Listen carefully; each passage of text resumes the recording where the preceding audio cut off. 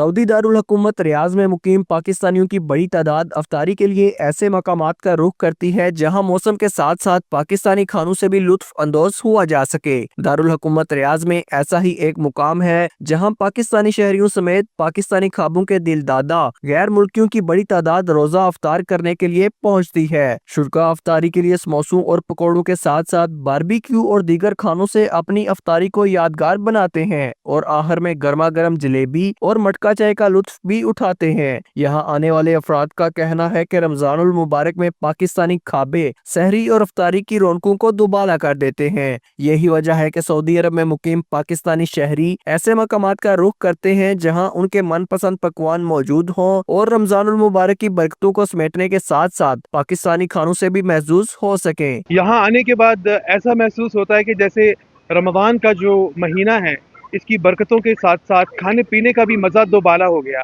जो मटका चाय ने मज़ा दिया, अपने हाथ से निकाली हुई जलेबी ने जो मज़ा दिया, और उसके साथ गर्मा गर्म बारबेक्यू जो डायरेक्ट प्लेट में हमारी लैंड हो रहा था, जो उसने मज़ा दिया है, ये बातें अल्फाज में बताऊंगा और आपको सुनने में समझ नहीं आएंगी। यहाँ आए और इसको एक्सपीरियंस करें। यहाँ का वेदर फर्स्ट ऑफ ऑल बहुत अच्छा है, लाइव बारबेक्यू बफे एवरीथिंग।